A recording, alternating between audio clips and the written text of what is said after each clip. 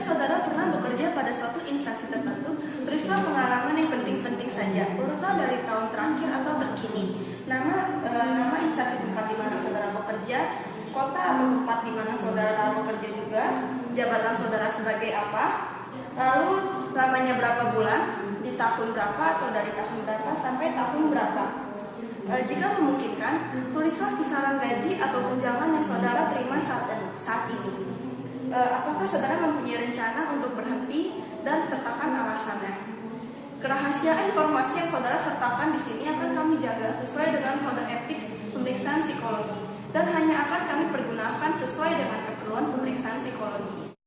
Pada poin kedua, pilihlah lingkungan kerja yang sesuai dengan kondisi kerja Anda saat ini.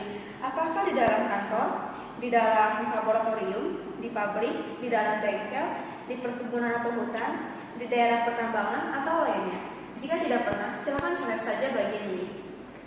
Jika sudah, lanjut pada poin ketiga, pilihlah minat saudara pada jenis pekerjaan tertentu. Apakah di manajerial, prelikal, teknikal, atau lainnya. Jika tidak ada, silakan coret saja bagian ini. Jika sudah, baliklah lembar lingkungan kehidupan kerja Anda. Pada poin keempat, jika Anda sedang melamar pekerjaan atau hendak mencapai suatu jabatan tertentu, tulislah harapan jabatan yang ingin saudara capai. Lanjut pada poin kelima dan keenam, di mana saudara dapat menuliskan harapan akan gaji dan tunjangan yang ingin saudara capai. Jika tidak ada, silakan coret saja bagian ini. Untuk kegiatan lainnya, pada nomor 1 untuk kegemaran dan hobi, yang dimaksud dengan kegemaran dan hobi ialah kegiatan produktif yang Anda lakukan di saat waktu senggang. Misalnya mengumpulkan printing, mengumpulkan perangko, membuat alat-alat elektronika, dan lainnya. Silakan diisi.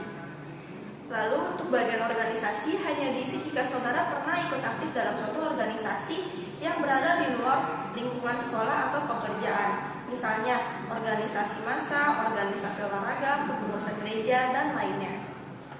Untuk organisasi yang berada di dalam lingkungan sekolah atau pekerjaan yang pengurusannya bersifat otomatis hanya diisi jika saudara pernah menjabat sebagai pengurusnya.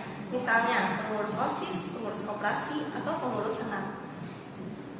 Tulislah nama organisasi di mana saudara mengikuti organisasi tersebut, jabatan saudara sebagai apa, lamanya berapa bulan, lalu dari tahun berapa sampai tahun berapa, dan tempat atau di mana organisasi itu berada.